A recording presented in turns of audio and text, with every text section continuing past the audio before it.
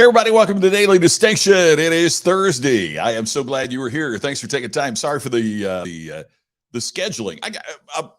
By the way, whether you're watching live or on the replay, thank you for being here. Please share. We've had really, really good numbers of folks that are watching Daily Distinction as we kicked it in again. But I got to tell you, we're not getting a whole lot of folks that I would hope would be sharing it. So would you please take just a second, whether watching on replay or live, would you please take a second and share this so we can grow our audience, get more folks watching Daily Distinction? I would really, really appreciate that. It just takes a moment. You don't even have to write anything with it. Just click that share button and invite the folks that follow you to be a part of what we're doing here on Daily Distinction. Just a word why it kicked off in the way that it did. One of the things that's brand new to us is being live on LinkedIn every day. And, LinkedIn is such an incredible business platform. But the thing of it is, with Facebook and Twitter and YouTube and Twitch, the other places where Daily Distinction is live, you can schedule it just up to 10 minutes ahead of time. New rule with LinkedIn. You've got to schedule it at least an hour ahead of time. And when I hit the button was when it just turned 10 o'clock. So I had to go back and redo it. So anyway, I had to make it 5 after. So anyway, we're here. We're ready to go. We got a great topic for you today. Glad for everybody jumping in on the call right now. Hey, Brian, great to see you.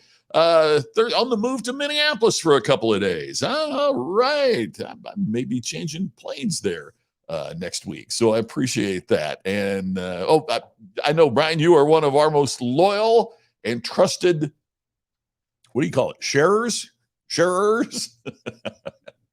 It's like when you say, I text someone. Is it texted or text? I think it's text, but how many people say texted? Anyway, I appreciate your willingness to do that. Hey, here's my friend Kellen Ann. Good to see you, Kellen Ann. Glad you're here today. Thanks for jumping on with Daily Distinction today.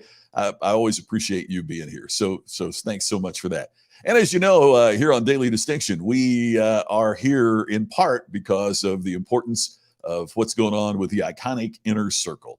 And the Iconic Inner Circle is where you can go to get detailed information and detailed solutions about the things that we talk about briefly here on Daily Distinction. And the first month's on me. It's absolutely free. And you can stop at any time. So use your free month and stop if that's all the help that you need, or maintain your membership and continue to grow through the Iconic Inner Circle. All you need to do is go to iconicinnercircle.com. Join us. Be thrilled to have you be a part of it. Jeff Weimer in the house from California. Good to see you, my friend. That if you can't make out Jeff's picture, that's Jeff with our friend Tony Stewart all there. So man, that is fantastic. Okay, so hey, I want to stand out. That's part of what we're talking about with distinction. Hey, I want to stand out. And it sounds like a great concept. So where do I start? Naturally, I have to do something. I have to take some kind of action that's going to help me stand out from others in my field. So what do I do? Where do I start? How do I get going? It struck me, NFL training camps are opening. My favorite team, of course, is the Indianapolis Colts. They've got training camp going on. And here in Las Vegas, they're talking about the Raiders. Are going again wherever you are. And if you're an NFL fan, your team is probably in training camp getting ready for the season. So let's use that analogy for a minute and think about the preparation to get you ready for the season. If you want to stand out, if you want to be distinctive, how do you start your training camp so you can prepare to do the things, take the action steps required to help you stand out? Because when you stand out, you earn more. Many of you watching attended last year's Distinction Summit, and that was the phrase of the Distinction Summit: stand out, earn more. When you stand out from the competition, you earn more.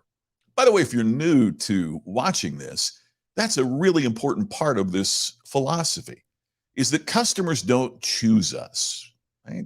I mean, you go to sales training courses and it's to teach you how to get chosen, how to get customers how do we compel customers? How do we persuade customers? But really, it's about choice.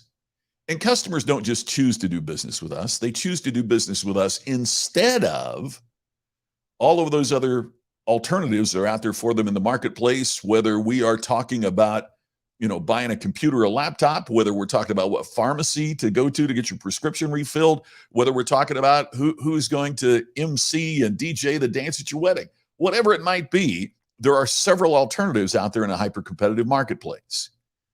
So what do we do to position ourselves to be the one of choice? If you were with us yesterday, we talked about the very scientific, detailed study that our company commissioned to find out what do customers want. And we found out that only at those folks at or below the poverty line was price the number one consideration. So what we found is that I'm not saying price is unimportant. What I'm saying is there are other aspects that would make you get chosen. Jason, hey, how you doing? Jason, I'm assuming you're back home in Panama, Jason. Thank you for watching from Panama today. And you're exactly right. Everything is about choice. Rando, joining from Ohio. Glad that you were here. And again, thanks everybody for sharing today. I truly appreciate you sharing with us. So how do we get to be chosen? And I want to say, here's where you start.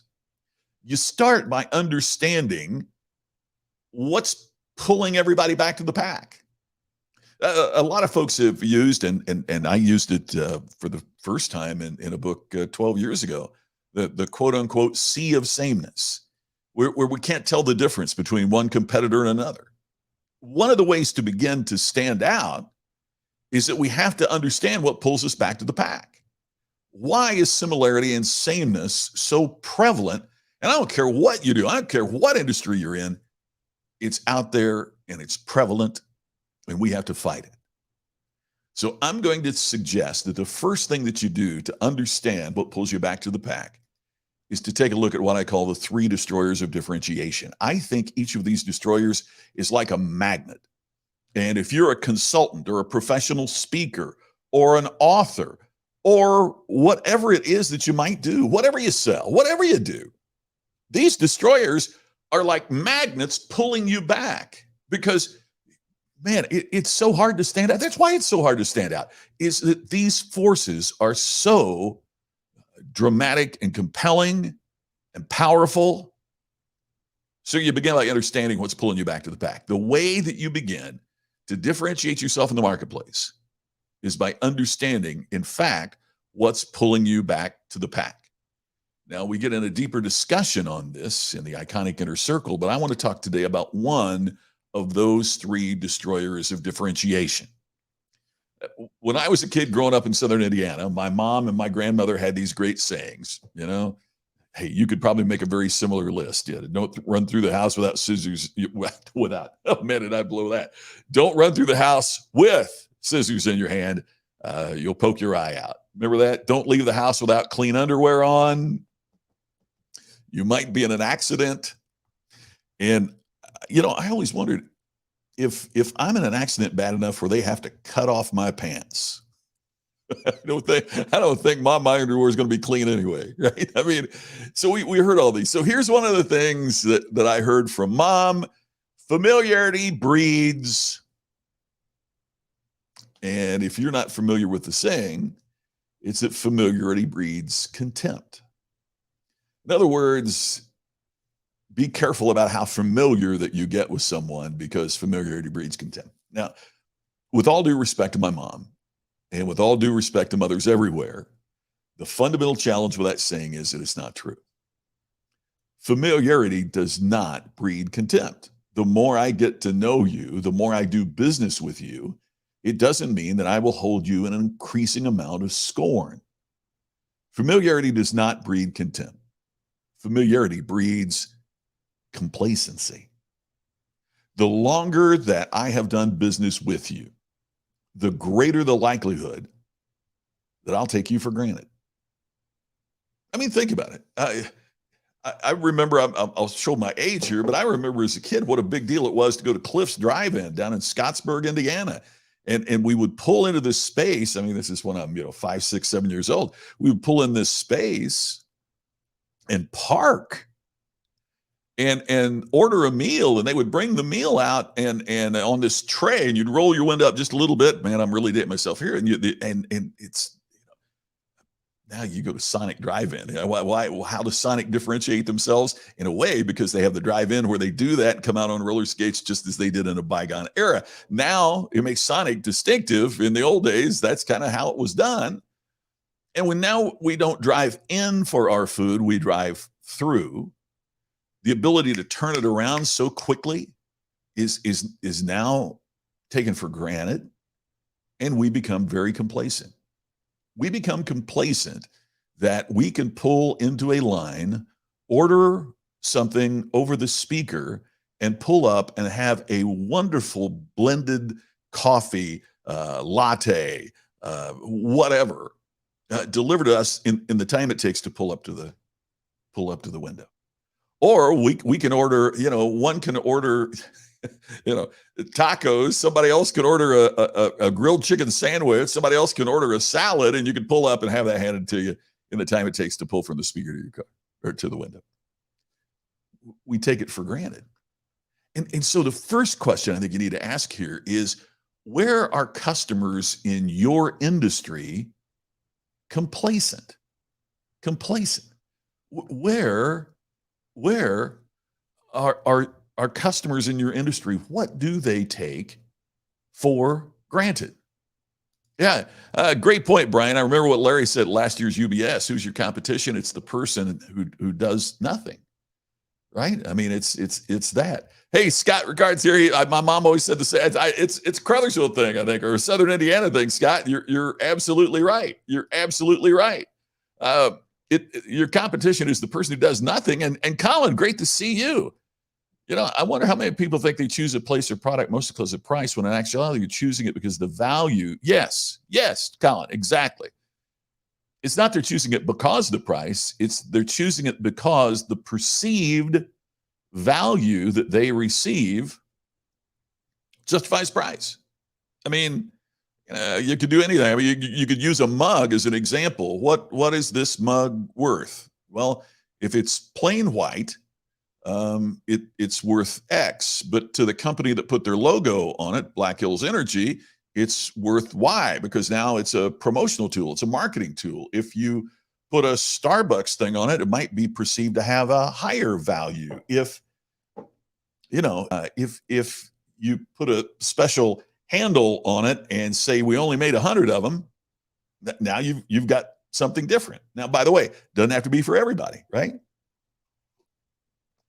I held that up. The coffee smelled so good I had to take a sip, right? But you're exactly right, and that's what we found in that study, is that for people at the poverty level and below, it is the actual price. It is the price. You go above that, and they want service, and they want friendliness, and they want help, and they want value, and they want. I mean, I've done a lot of work in the automotive business for several years. My biggest client, I talked about Jason yesterday, and he jumped on in the comments section. Jason Bradshaw, the former chief customer and marketing officer of Volkswagen Group Australia. Think about how they do it. Over there's a line even called Skoda, which is a low price car, and then you've got Volkswagen, and there they called it premium for the people. In other words, you got German engineering in a car that was priced, about the same as a Toyota. But then you could go up and get an Audi. And then you could go up and get a Porsche. You could even get a Bentley or a Lamborghini. And they're all made by the same company, with a heck of a lot of difference between the price of your Volkswagen and the price of your Bentley or Lamborghini. But the same company's doing that because they differentiated based on, what their customers, where their customers are. But where are customers in your industry complacent? Take a look at your industry. Ask yourself, what do customers in my industry take for granted? That's part of the success of Sonic, is how do we change, how do we deliver the drive-through, but also deliver a different experience in a way that customers aren't experiencing elsewhere, that the industry has become complacent? Where are customers in your industry complacent? By the way, here's the tough one I want you to think about. Where are your customers complacent? Where do your customers take you for granted? Because once they take you for granted, the shiny new object is always going to grab their attention. And And again, as Colin pointed out, it's about the perception of price and value, not about the actual price and value. So something new and something cool attracts attention. And it gives people a reason to choose them instead of you. Man, we love the way that you've been doing things, but boy, it's pretty cool. I mean, like, hey, if I was a loyal customer of Yellow Cab, and then all of a sudden I don't have to stand out on the street and wave, I can pull out my Uber app and do that. Even if I'd been a loyal customer, even if I'd been a loyal customer to them, there's something pretty cool about that. See, complacency is the challenge. The opening story of Iconic is the story of the CEO crying at the press conference saying we didn't do anything wrong. He was the CEO of Nokia. They sure as heck did something wrong, or else Apple wouldn't have kicked their butts. What happened? They became complacent. They thought it was about the incremental improvement of the product rather than saying, hey, where do customers take us for granted? That's where the thing got blown up. Isn't it fascinating that so often it's the outside group that disrupts, not people internally? You begin to do this by asking that question. Where are your customers complacent? How do you disrupt that? How do you shake things up? And you might be saying, oh, Scott, well, that's really great if you're Apple, or that's really great if you're a startup company. I think every salesperson needs to be asking that question.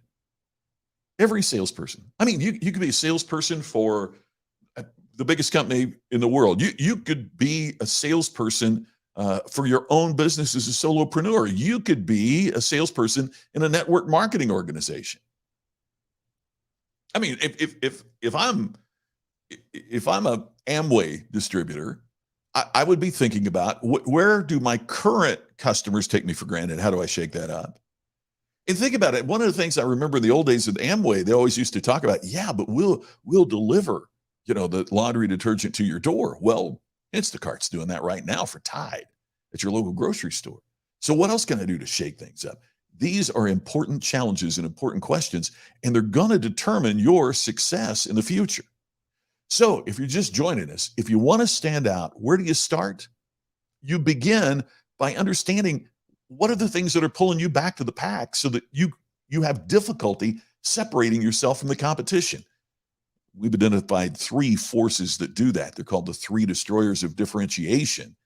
And it begins by understanding that familiarity doesn't breed contempt. Instead, familiarity breeds complacency. So you need to stop and think, where are the customers in our industry? What do they take for granted? Where are they complacent about the way that our competitors do business? But you also have to look in the mirror and say, where are my customers complacent? And then how do I disrupt that? How do I shake things up? How do I make things better, different, unique for the future? When you do those things, you are on your way of creating distinction. So what I'd like for you to do is to think about how you do that. We'll focus more on that, obviously, in the future as well. So that does it for us for today for today's version of Daily Distinction. And once again, if you're tuning in late, I thank you for being here very, very much. Thank you so much for being a part of this. Also, want to say, please share this if you would, so that folks watching can watch this on the replay and we can build our audience. That would be greatly appreciated. I will look forward to talking to you again tomorrow on the next edition of Daily Distinction. See you tomorrow.